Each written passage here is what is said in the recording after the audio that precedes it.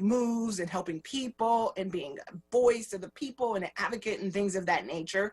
And then law school happened and I got a chance to realize certain things that I liked, certain things that I didn't like, certain things that I didn't want to do. One of the things that I already knew from the beginning that I was not doing, and that was criminal law. That, big ups to everybody who does it. That just was not going to be me, right? I figured I wanted to do something differently. I wanted to redefine how I saw law. Because prior to me becoming a lawyer, you know, I saw law on TV and then I heard about it and things of that nature, but I just had this aspiration of doing something different. And that's what I did, right? So when I got a chance to do my own thing in legal, then I got a chance to do differently with regards to law. And I said, okay, I wanted to help people. I wanted to help moms. I wanted to help people in my church. I wanted to help everybody who wanted to lottie-dottie everybody, right? So right out of law school, I went and worked for the Honorable Judge Jacqueline F. Allen. She was amazing.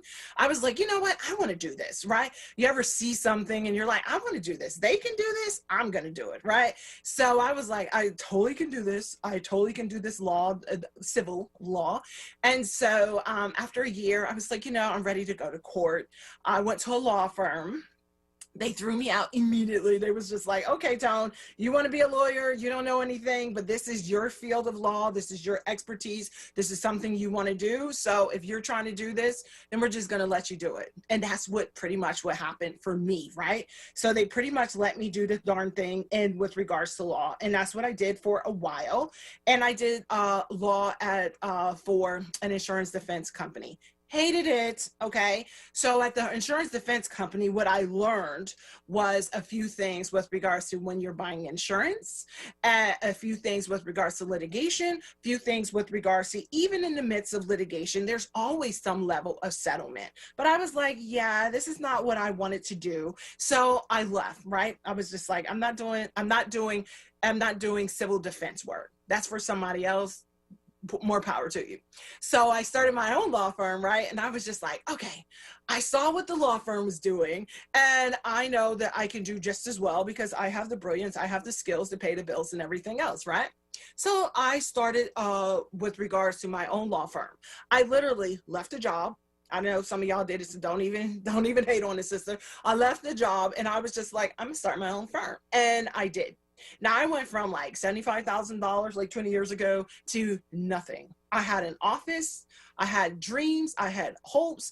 I didn't know anything about, you know, clients or target audience or networking. I was just like, look, if they come in, then I'm supposed to help them, right? And then I got known for doing family law stuff because I had did it as a volunteer. I was like, oh, I can do family law. Oh, you know, I can totally do estate planning. You know, I've been a lawyer long enough. I can do this kind of stuff.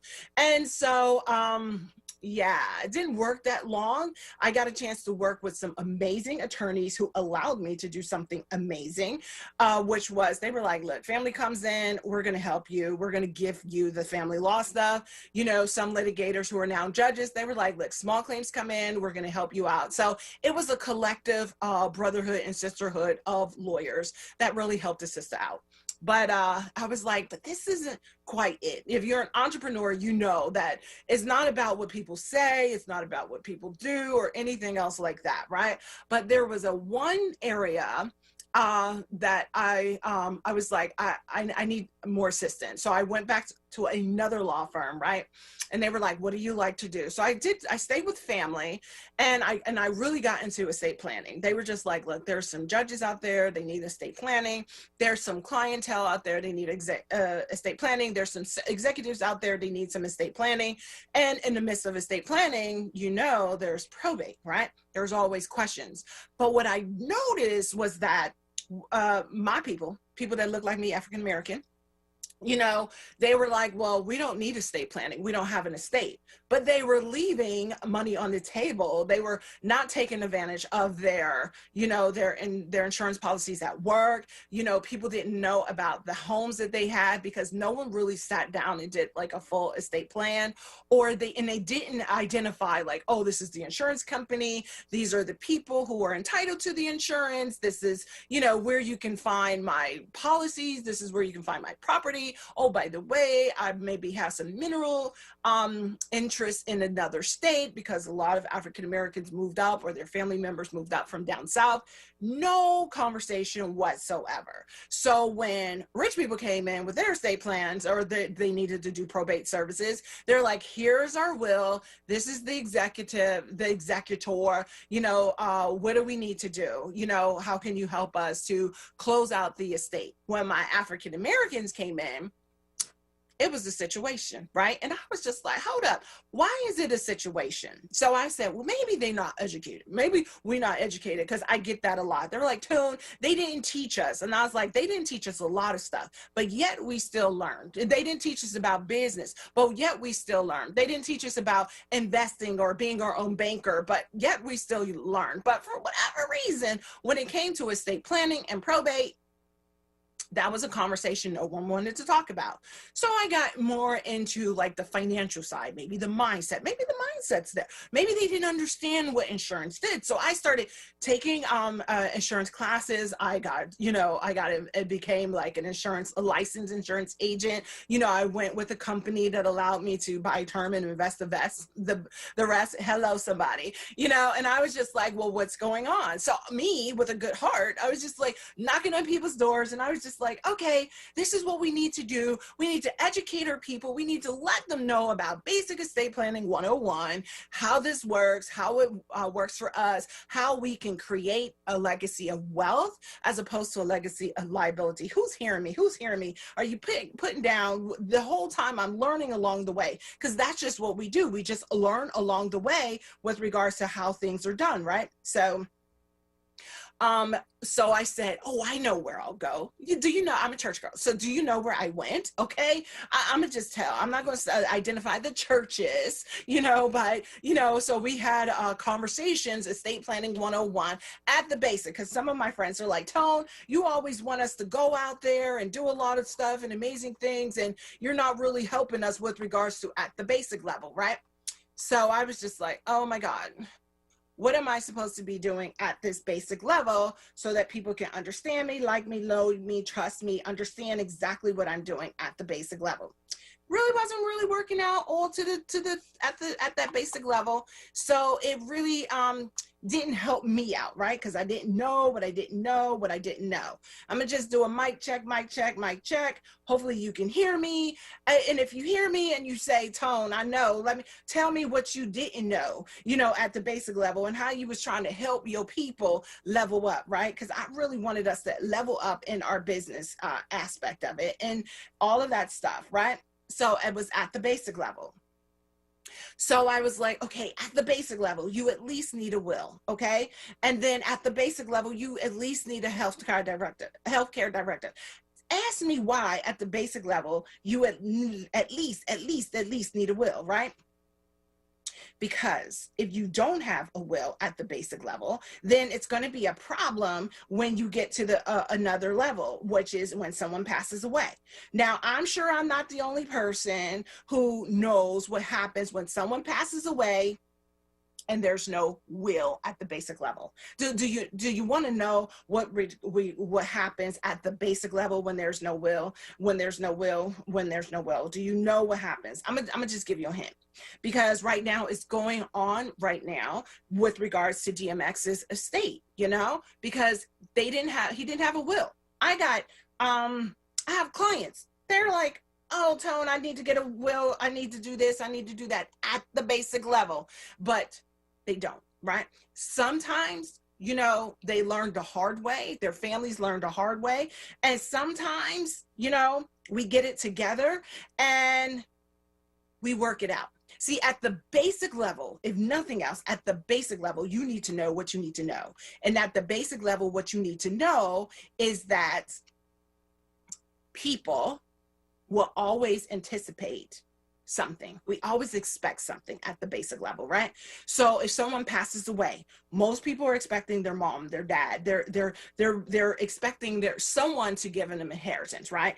Even when we don't have money. argue with me. Even when people don't have money at the basic level, we're expecting something. Now, if you have any questions and you want to talk more about, how we can get this together when we're redefining Black wealth, we're going to start at the basic level, right? Because at the basic level, we need to understand and appreciate why a will matters at the basic level. Because that's how I ended up learning at the basic level that, oh my God, when someone passes away, there needs to be some sort of, conversation with the family, with the elders, maybe with the oldest family member, maybe who's the patriarch in the family at the basic level, what needs to be done. Because if it's not written down, if it's not a conversation, then you don't have, you pretty much don't get a chance to make a determination. See, without that conversation, a written down conversation, a will at the basic level that says, by the way, this is my house. This is my car. These are my children. Okay. Like DMX didn't even have that basic conversation. See, most of us think that, oh, I don't need an estate because I don't have $1 million. I don't need an estate because, don't nobody want anything. I don't need an estate because I don't have children. I don't have an estate, not even an estate plan. I don't have an estate. But I want you to know at the basic level, if you have something with your name on it at the basic level, then guess what? You got something. And you need to, at least at the basic level, have a conversation about who's going to get what. If you should pass away, if you choke on a bone, if you get missing, you know what I mean? At the basic level, what's going to happen? And if you have a house or if you have a car at the basic level. Now, sometimes people are like, well, I don't really want to think about my mortality. Let's talk about someone else's. Okay. Well, that's why I said, when you got at least $1 million estate, you got 15 kids and 5 lawyers, what do you have? You got a legal mess. See, you love the people, but you're not only supposed to love the people while they're living. You're supposed to love on the people when you pass away. Love on your people with regards to your legacy. Love on your people with regards to what happens next if something should happen. Because I don't know about you, but we don't know the day or the hour. Like, nobody really knows, and I'm trying to think of something like 30 years out. So I'm like, in 2051, 30 years out, then I'm going to choke on a bone and something's going to happen, right? I don't know that, but I do know that I have a house. I do know I have a car. I do know I have businesses. I do know I have clients. I do know I have children. I do know I have family members, at the basic level who would miss me. And some of them receive some benefits, some financial benefits, right? So at least at the basic level, I want you to understand and appreciate that it's your responsibility. Like, some of my clients are like, oh, we don't want to do anything. We don't want to have this conversation. But I'm like, at the basic level, why wouldn't you have this conversation? Why wouldn't you want to make a decision? Now, some of us don't know what we don't know because we wasn't taught to know. We don't know what we don't know because people have said, oh, we're just going to be broke. Oh, we're just going to be on welfare. I grew up on welfare, but welfare that's where I began, but that wasn't my destiny at the basic level, and even some family members, they were able to level up out of their poverty so that they can get the prosperity that they wanted to, because they always had a focus on posterity, right? The future generations, right? So do you have at the basic level, at least a basic blueprint as to what's going to happen to you, your children, your children's children? Or at the basic level, I want you to identify the house that you're living in. If it got Mama Nim's name on it and Mama Nim is alive, that's a good thing. But if it got Mama or somebody, family member's name on it, and guess what? At the end of the day, they're not alive, or God forbid, because I've had questions from people who have said, Mom passed away like 10 years ago, but she never really got the deed out of my dad's name who passed away 30 years ago.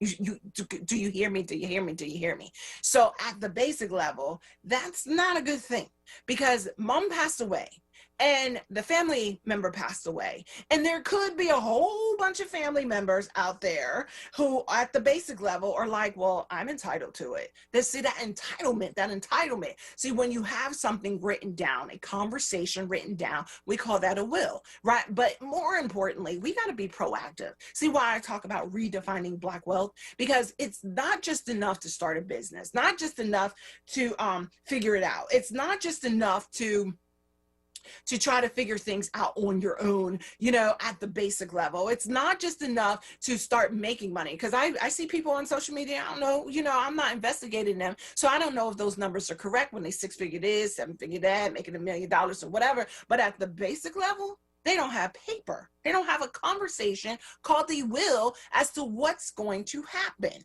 Now, I don't really know what's going to happen with regards to DMX, but I can gather from my over 22 years as an attorney that it's not going to be a pretty situation. Okay. You know why it's not going to be a pretty situation? Because he had 15 children from different mamas. And some of them are very young. And when there is no paperwork out there and someone passes away, without a conversation, the spirit of entitlement will show up. They may end up so much in litigation. That's what we talk about when we're talking about redefining Black wealth. We're also talking about we love on our family members, we love on our house, we love on our car, we love on our pets, we love on our children, we love on our community, but do we have enough love for them to help them avoid litigation at the basic level? You know what I mean? At the basic level. So I'm gonna do a mic check. This is Tony Moore, on the microphone at WURD Radio, the hostess with the mostest. And I just want to make sure that you can hear me at the basic level. You know what I mean? Can you hear me? Can you hear me?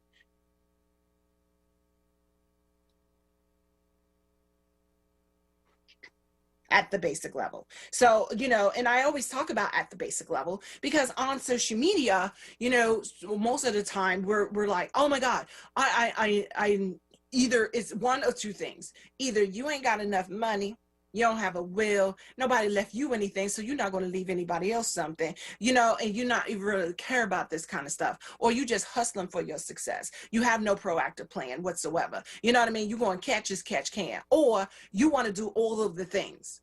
Tone, I want to trust all of the things. I'm like, okay, you want to trust? No problem. You know what I mean? So what's going to be in the trust? Who's going to be the beneficiaries? Who's going to pay the bill? What? See, here's the thing. At the basic level, you need to at least have the foundation straight. Then when you level up, you know what I mean? Then you're like, okay, so the will's taken care of. The house is taken care of. The deed is in my name. The deed is in maybe in the trust of a family member's name. The deed is already taken care of at the basic level. Because if we are redefining Black wealth, I need you to understand that is not always about gentrification if we're not taking responsibility for the next generation. See, the gentrification happens when we abandon and we're just waiting for someone, or we're not having enough money, we're not leveling up our family members, we're not getting some insurance. Like if you don't have any money, then nothing, and you don't want to invest, then at least you should buy an insurance policy that is going to cover your assets. Okay, I no longer sell insurance, I have no affiliation, but I do know that if you down with anything, you better be down with some other people's property. Okay, OPP on the insurance level, because at the basic level, if you don't have any money, at the basic level, if you have a business, but you know that you have younger children, you know that you have a spouse, you know that you have family members, maybe you're like me, the first generation somebody, and we're taking care of our family members and things of that nature, right? So if you already know that, but you know that they don't have the money to take care of what you're passing on to them, and you know that because they don't have the wherewithal or the responsibility or access to the capital to take care of what you're leaving behind, then you're either going to set them up for failure, or even if you were giving them a legacy wealth, but you did not give them instruction, your legacy of wealth will become a legacy of liability. See, people only do what people do. They only do what they're cultivated to do. But when we're known to be better, when we're known to be greater, when we're known to be more, then at least at the basic level, we don't get stuck, right?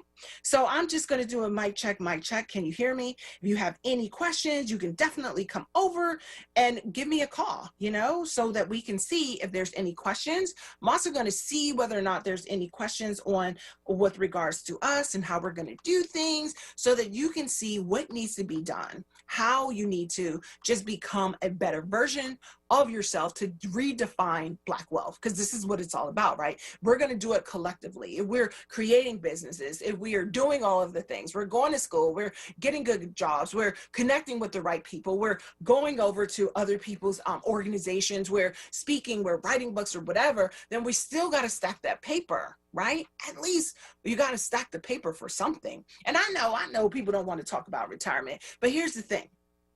When you're making money, but you're not stacking paper, it's a problem.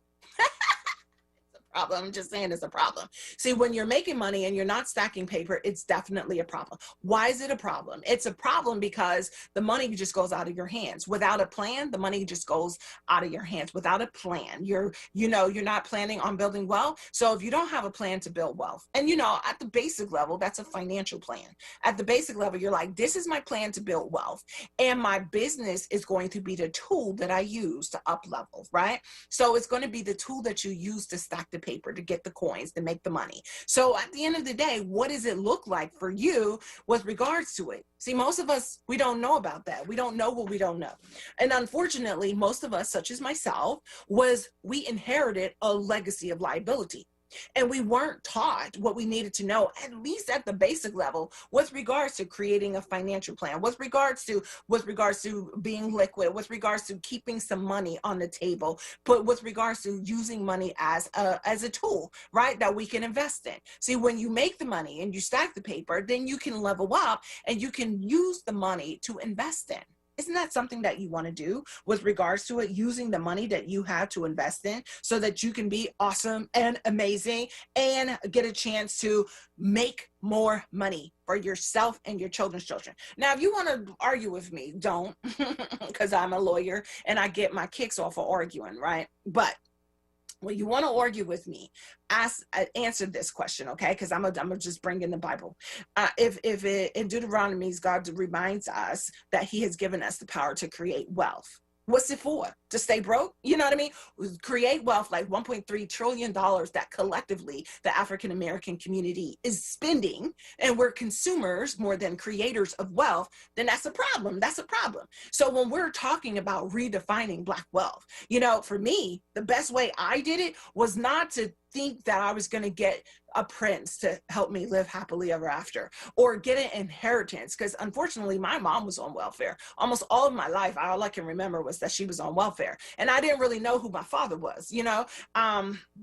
That's a whole different story, right? But I knew that I did not want to be in poverty. I knew that I did not want to be living next door to my mama in the projects, as my mom thought that I would end up being, because she saw the handwriting on the wall. She saw where I was going. I knew that. But I started looking to the left and I started looking to the right. And I was like, hold up. If other people can, why aren't I? See, that's what it's all about when we're redefining Black wealth.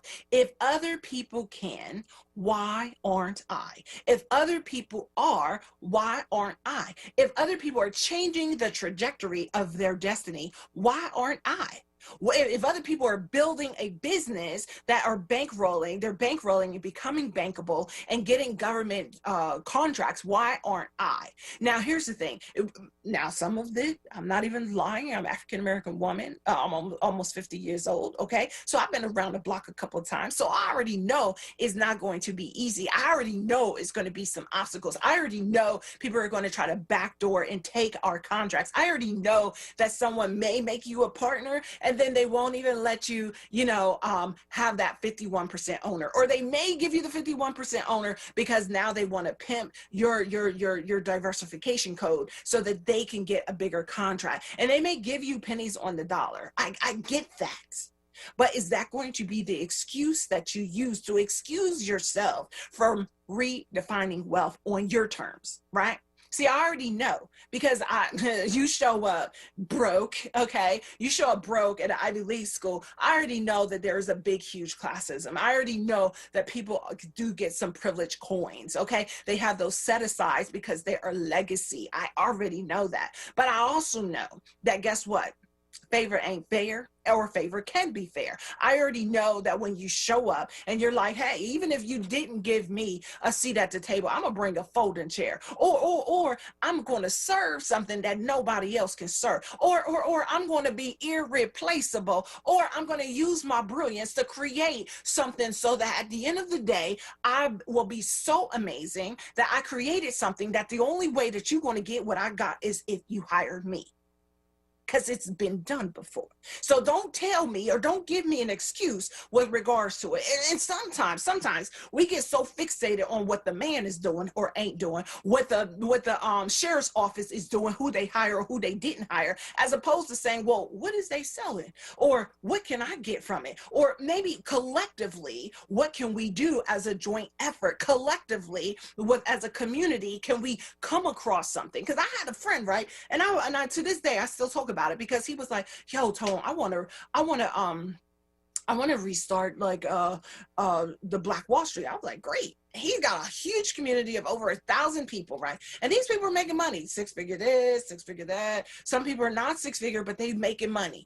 They're making enough money that $50 a month would not have killed their pockets. They're making enough money that $50 a month is probably what they blew away or drank at Starbucks or at a coffee shop, or, with regards to if they ate out like every weekend, even at like a $10 meal for a whole family, they had that money, right? But when it came to, okay, this is the plan, this is the conversation that we're going to have, this is what we're going to do as a community so that we can level up, so that we can be a force to be reckoned with, then it was a problem. See, when the money is on the table, when a conversation needs to be had, then there's a problem. And you got to start asking yourself, if I'm talking about Black excellence, am I doing things in excellence? Am I being excellence in my walk and in my talk? Am I being excellent in my business? I don't care if it's small, because everybody had to be small somewhere. Well, we all started small somehow. We all started in the beginning. We had a seed of faith. We had grace, under our wings. But at the end of the day, if you have a plan, at the end of the day, if you don't want poverty to dictate what's going to happen to you, at the end of the day, if you don't want your beginnings to pretty much just redefine where you are, then what are you going to do about it? For me, it's business. I'm a lawyer, yeah, but I'm a businesswoman. I happen to be a businesswoman who happens to love being a lawyer. You know what I mean? For some people, that's a confusing thing, but it's not for me. When I know that, guess what? I can be multifaceted. I can help and I can teach and I can reach and I can go into the boardroom and I can go into the classroom and then I can strategize with my clients, virtually, of course, okay? And at the end of the day, I can help them stack the papers so that they can commit to the vision.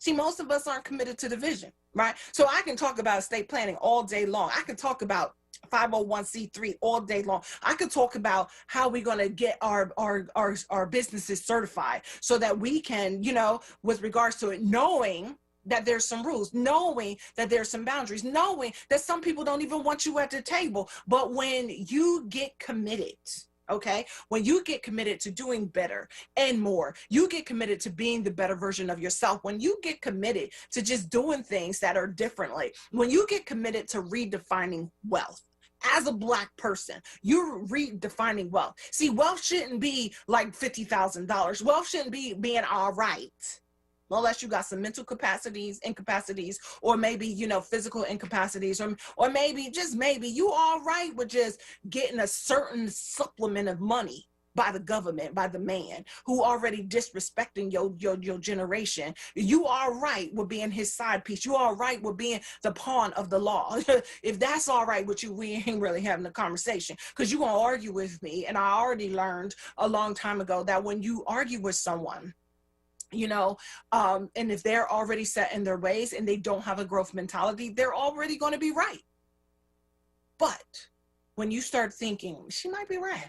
I mean, after all, this girl was, a grown woman now, but this was a person that lived in other people's homes and lived in the basements, and sometimes had to live with family members, and sometimes had to be in foster care when mama didn't want to do what she needed to do. And sometimes, you know, it had to be at the marginalized by society, but it wasn't enough. And if it wasn't enough for somebody who pretty much society had already written off on, wasn't enough for society, a child who was pretty much didn't know who her daddy was, and her mama was like, look, I'm just surviving. I get it. But after a certain point, after a certain way, you have to identify that this ain't good enough for me. And if it ain't good enough for you, then what are you going to do about it? If it's not good enough getting pennies on the dollar, what are you going to do about it? If you are the smartest person in the room, the smartest person in the boardroom, where you can pretty much identify all this stuff, then what are you going to do about it if it's not good enough? Because that's how you get a chance to redefine. See, we don't have to live by default of a missing parent, default of an abusive father, default of a man who left us, or default of a woman who pimped and abused us, and all she did was take the money, okay? Because that's all she cared about, because that's all she was taught. You don't have to live by default of other people who were weak-minded or had a fixed mindset. You get a chance to redesign. Red, white, black and white. I'm an African American woman, and I work probably like 99% of the time. There's that 1%, but 99% of the time I'm working with African American people, and I'm working with people in my generation or a little younger, and I'm like, what are we doing to redefining? Because it's enough people out there that talk about it. Oh, we should do this. Oh, we should millionaire this. I even talk about the future millionaires in my sister girl group with regards to what we can do to up level our wealth, bankroll our success, what we can do so that we don't have to be defined. The status quo doesn't define what's possible for us. We talk about that all day, every day. But I'm a woman, okay? To me, law is my tool, right? And truth is my virtue, right? But I'm obsessed with results. I'm obsessed with what's at the end of the tunnel. I'm obsessed with what's going to be in the bank account. I'm obsessed with what the legacy I'm living, the legacy I'm loving, and the legacy I'm leaving behind. And when people aren't obsessed with the results, that I can tell, right? Because money in, money out, money in, money out. Statistically speaking, when you're not taught to up level in wealth, when you're not taught to be amazing, when you're not taught to bankroll your brilliance, when you're not taught to stack your paper, then all you're going to do is just follow what we have been taught, which is to consume, to mimic, to be what other people expect us to be. I got young kings in the making, and guess what? I make them very much responsible, because I know at the end of the day, they're going to be responsible. They're going to be held responsible. At the end of the day, they have to identify what works for them, and they all start at zero, and they know that. We weren't all taught that. Trust me, I was not learning that lesson when I was in Harrisburg, and I was not learning that lesson when I was getting started, because people have gotten already used to getting in and fitting in, already used to surviving the life that they live. They were already used to that. So when I came out like, hey, what are we going to do? How are we going to redefine this wealth line? How are we going to up-level our success? How are we going to change that 5% set aside so much so that we can just take ownership of what's ours and be the indisputable champions of doing stuff? What about you? Are you redefining wealth in your own special way? And if so, share with the rest of us. Or if you have any questions with regards to how you to redefine wealth so you don't have to live by default, then come on now, give a sister a call. You know where we at WURD Radio. Let me know, honey. Let me know what's going to it. So I need you to understand and appreciate that you got to do what you got to do. You got to redefine the wealth lines, because if you don't redefine the wealth lines, guess what? Then at the end of the day, you're going to get blamed. I'm telling you, so many people get blamed. So many people. They're like, I didn't know. I remember when I was at one of my first law firms, I didn't know with regards to what I needed to do. I was doing toxic tort litigation, right? And it was new to me. I'm a first generation. I didn't learn anything about toxic tort when I was working as a law clerk for Judge Jacqueline F. Allen. So I got tossed into the sea, but that's what I wanted. I wanted to be a litigator. I got tossed out there, and I was just like, they were like, okay, well, you got to do these depositions. For some of you guys who don't know what a deposition is, that's when you're in the middle of litigation and the plaintiff and the defendant get to ask certain questions with regards to it. Well, how did you get sick? How did you know you were allergic? That was toxic tort litigation, right? I was freaking brand new. I didn't know anything. I had asked a couple people who were more senior attorneys, and unfortunately, they did not think me worthy enough to sit down and just give me the basics, right?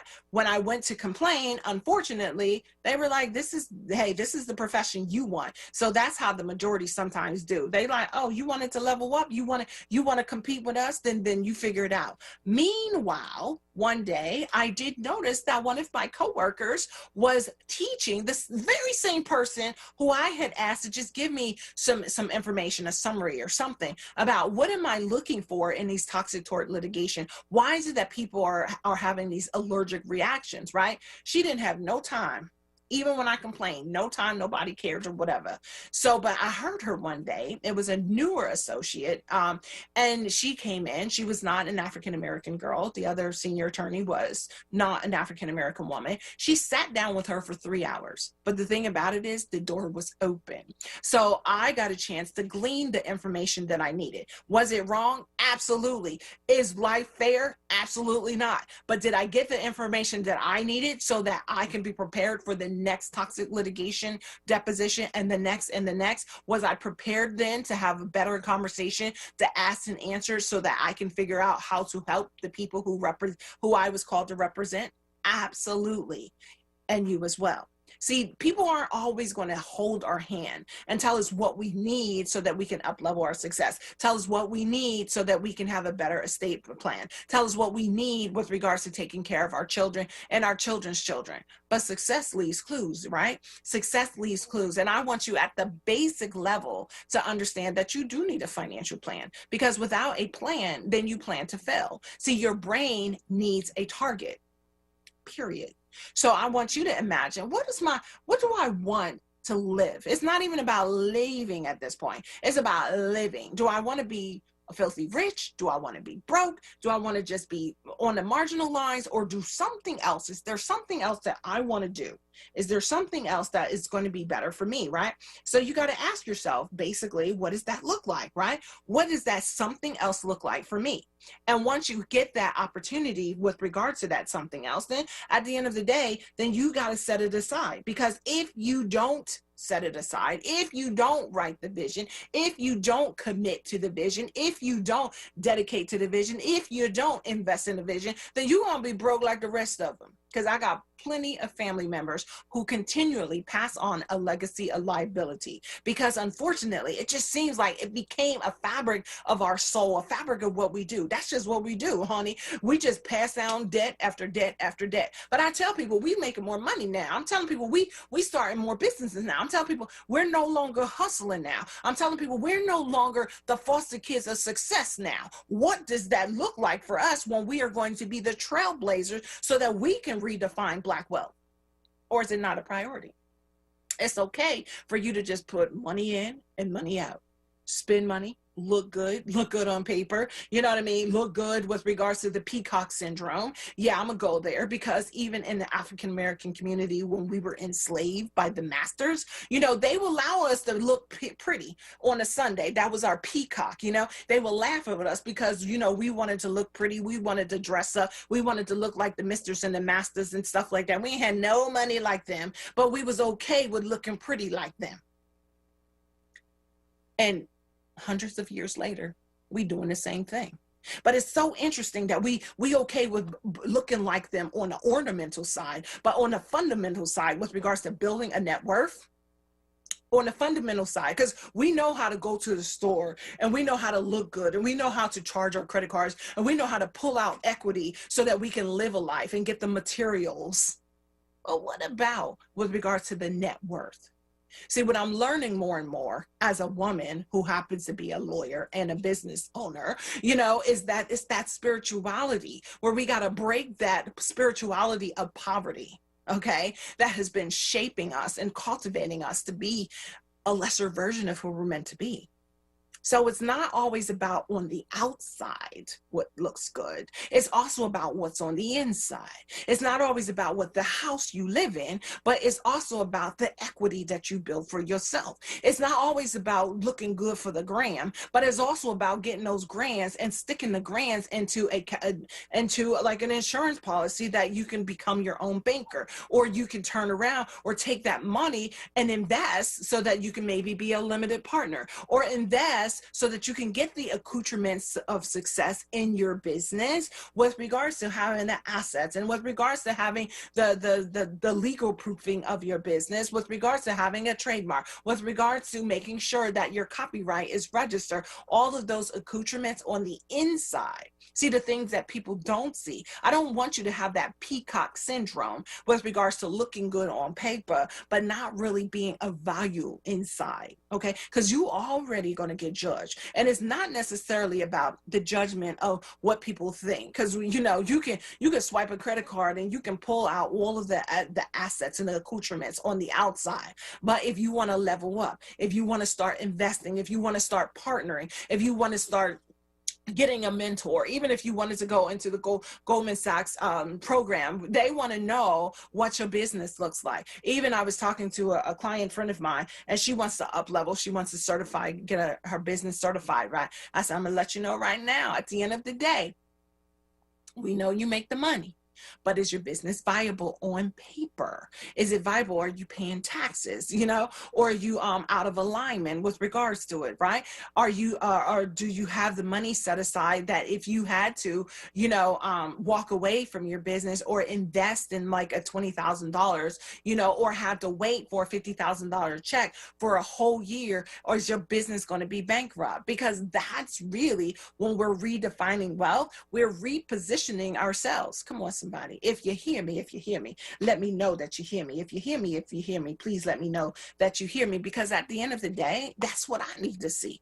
At the end of the day, it's not just about me, because it's not just about me going from projects to the boardrooms and the classrooms, me with regards to getting good and going to an Ivy League school and then turning around and going to law school, not once, but twice, because I needed to know what are the rules, what are the wealthy people doing so that my people can do something for ourselves, right? And I'm gonna tell you right now, one of the things that they're not doing is creating a business and bankrupting it. What they're not doing is trying to catch as catch can, or learning about the rules of success from their cousin Vinny, right? What they're not doing is telling their followers, oh, you know, look good, spend $10,000, come with me to some boss community camp so that we can hang out at a mansion, but they don't have a business in place. That's not what they're not doing. So now that we are not broke, now that we are not always trying to get in and fit in, now that we can have a certain level of influence and our income is getting better, then my question is, what are we doing so that we can help our children and our children's children? What are we doing with regards to redefining wealth collectively? What are we doing so that, hey, at the end of the day, we not so basic because we mastered the basics? See, once you master the basics, then there's another level. Once you master the basics of at least having a limited liability company to protect your assets in business, and master the level of at least taking care of your intellectual property so you don't have to always be addicted to sweat equity. That's at that level. And then you at least master having a registration so that you have a symbol of ownership. So because owners have receipts, right? The same way that when you go to a car dealer and you get the most expensive car so that your clients can see that you're successful. See, it's one thing to see that you're successful, and it's another thing to stack the paper that shows that you got the bands, okay? Stack those bands and don't let them leave your hands. Stack those bands and make sure that those bands is taking care of you, right? If at least you don't know my name, you probably never met me before, but I need you to be legally chic about everything, because there's a rule to everything. There's a rule to business. There's a rule to stacking paper. There's a rule to redefining wealth. There's a rule to being a better version of yourself with regards to certification. Now, sometimes people are like, oh, the white people, they don't want me to do this. They don't want me to do that. Don't let that be an excuse, because if you already know that the rules are already stacked against you, then at least you need to follow the rules, or at least you need to know who's doing the rules rules, or who knows the rules, or who can help you play by the rules so that you don't get played by the rules, okay? Because you don't want to foul out right before you get a chance to do something. Like I have a cousin of mine, right? He had a mechanical station. Then he met someone who was, she also got a master's in taxation, such as myself. She started having conversations because she was politically activated, and she was active, and she heard a lot of more conversations. She heard these conversations with regards to how African Americans are not learning how to be welders, right? So she told a friend of hers, hey, I was sitting at this community, I was sitting in this room, nobody really asked questions, but I know that this is what you do, right? So did you ever think about doing XYZ? He was like, I don't know what to do. There was rules. But guess what? Now there's so many people who are being blessed and benefit in Philadelphia by someone who knew enough about the rules and called it not robbery to share what she knew and to put the person in the right position. See, I say all that to say you don't have to do it all by yourself, right? You just got to be amazing in your area, your zone of genius, right? You got to be amazing in having a plan, amazing in saying, you know what? I may not have come from wealth, but I'm going to redefine wealth for my family, for myself, my family, my community, right? Because here's the thing.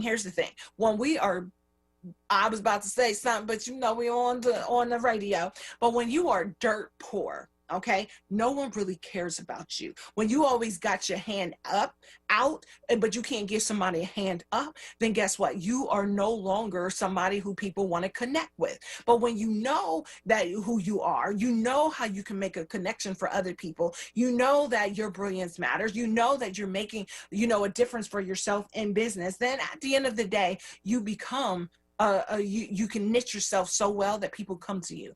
They know that this is where they can go. They know that they can get this information. They know that they can get the community. They know that, you know what, you may have some education for them. They know, and they know so much that you can grow, because guess what? People pay you more for what you know than what you do. So I don't want you to have the spirit of servitude inside of you. I want you to understand that you are the master of your success. You are the one who has what it takes to be greater than great. You are the one who is going to break down all of the milestones, break up with regards to the spirit of poverty, break up with regards to playing small in business, break up with that ideology that you got to be a hustlepreneur. I want you to break up anything that's keeping you stuck, because most of us ain't stuck. We just settle. Because it's easier to settle at the lane that we have already mastered than to attain or to reach or to create something bigger or to start hiring people or to start implementing. Like, we could speak that thing, but until you have an implementation of the thing that you spoke about, you will never see a manifestation. Okay, because so you can decree and declare all you want, but until you have a will to do, and a will to implement, and a will to commit to what you see, and then also have a will, you know what I mean? Not just on the estate planning side, but on a will with regards to, this is what I'm gonna do.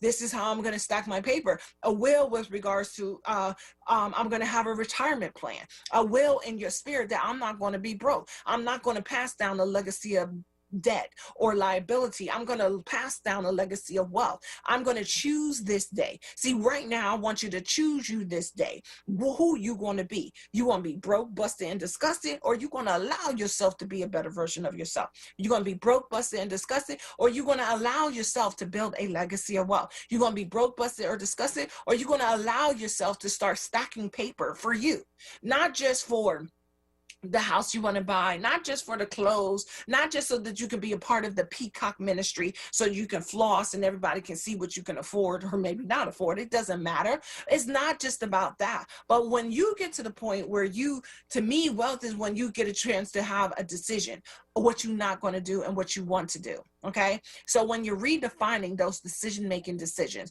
when you're no longer having to get in and fit in, when you're no longer having to be at a smaller version of yourself, then that's when you did something different. That's when you redefine wealth for yourself. That's when you get a chance to live your best life. That's when you get a chance to be like, you know what? I'm going to dictate what's next. I'm going to master my success. I'm going to manifest greater. I'm going to change the trajectory of my wealth line. I'm no longer going to be in the poverty line. I'm no longer going to be asking people to put something into my coffers. I'm no longer going to be crowdfunding for a funeral, because what's going to happen after the funeral, right? Well, I just recently saw somebody, he knew so many people, touched so many lives. And of course, in my brain, I'm like, well, what did he leave for his children and his children's children, right? What did he leave for his wife? You know, is he going to leave her as a pauper? Is he going to leave her, or did he leave her with paper? Come on, somebody. I don't know if you hear me. Holla if you hear me, hunk if you hear me, right? Because this is Tony Moore of LegallyChic360.com, just dropping a word on you to put something inside of you to convict your soul, to not just be hungry, but to feed yourself. Learn to do something with your hands so that you can reap a harvest, okay? Learn to do something with your hands so you can reap a harvest. Having that heart to do more and have that headspace. I need you to get into that headspace that you are not just a consumer. I want you to start creating more than you can consume. Whatever somebody is asking you to do, I need you to understand that you are worthy of getting paid for it, especially if you're in business. Now, if you want to serve, then you serve with all your heart, your mind, and understanding and things like that. But I don't want you to give away what God gave you so that you can attain wealth, because that power to attain wealth is already inside of you. We call it brilliance. You call it smart. You call it creativity. Whatever it is something that you need to package for profit. I'm just saying. I didn't wake up like this. I woke up like this for you. I need you to understand that we have the power to redefine wealth. We have the power to not be always the ones who are at the bottom feeders of success. We have the power to look at the money that we are bringing into our household and being very passionate and committed about how we're going to make that money work for us. I need you to think of your papers, you know, as like digital soldiers, right? Where are you going to assign them to do? Or one should be assigned to debt, so that you don't always have to be fearful of the debtor, or because you know you don't want to be the one to own no man. I want you to also have some of them digital soldiers with regards to setting that aside to pay your tax bill, because when you in business, right, I tell my clients all the time, sometimes, come on now, somebody, come on, we're not having that conversation today, but if you need to have a consultation, do you know what to do? You just go to TonyMooreESQ.com, TonyMooreEsquire.com, or TonyMooreESQ.com, and let's have a conversation about what you need to do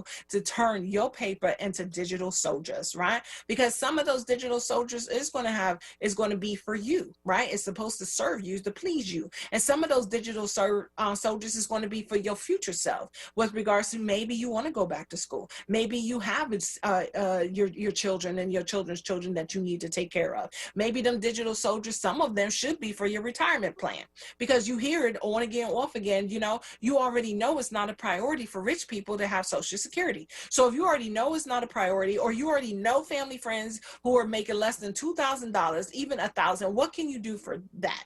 If you're used to making bands, if you're used to having bands that you're using to go to, you know, Carnival, or bands with regards to going over to the vacation and things of that nature, what are you going to do?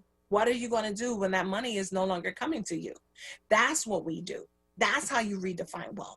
I need you to understand, because when I've been sitting in those boardrooms looking at those wealthy people, there's not just with regards to what their cousin did, what the side hustler did, what their cousin Vinny did. They have the insurance broker there. They have the insurance agent there. They have an accountant there. They have a lawyer there. They have a tax attorney there. They have an estate planning attorney there. They may even have their business coach there, so that they can all be in alignment as to how they're going to help them build wealth for themselves. What do you have?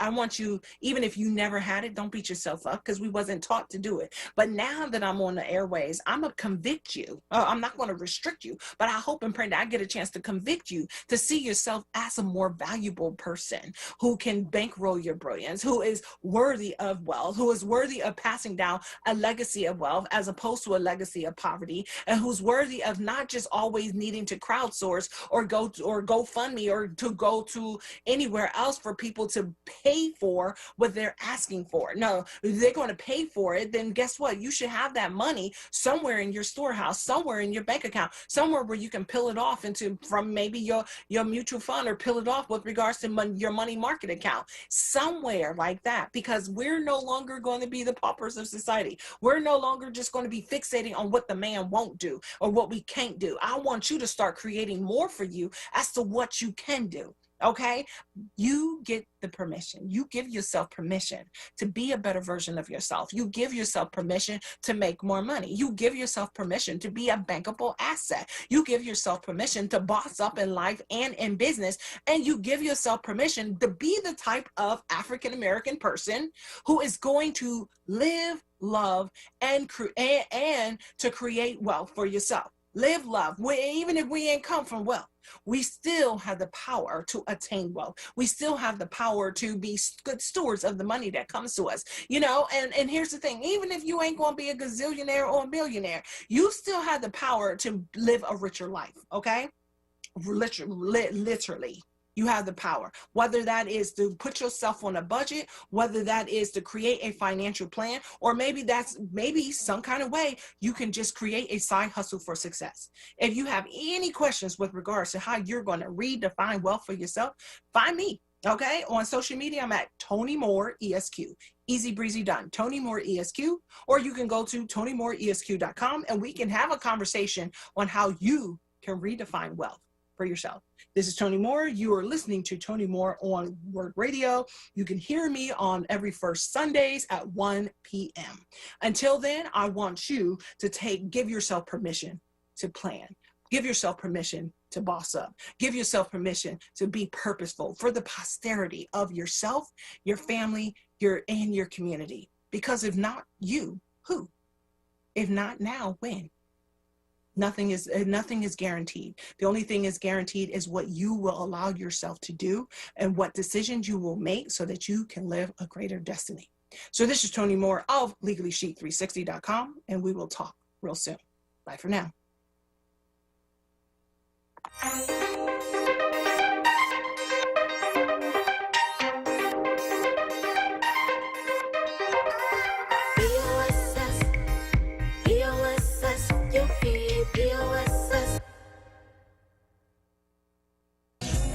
This is Samantha from Leo's Apparel on Germantown and Lehigh Ave. Open from 9:30 to 5:30 Monday through Saturday. We have the hottest selection of boys' dress suits and casual sportswear for boys sizes 2T to 20. Men, let me tell you, we got in a large shipment of straws from Stetson. We have new linen and dress suits. Biggest selection of Stacey Adams shoes. Get an extra WURD 10% discount.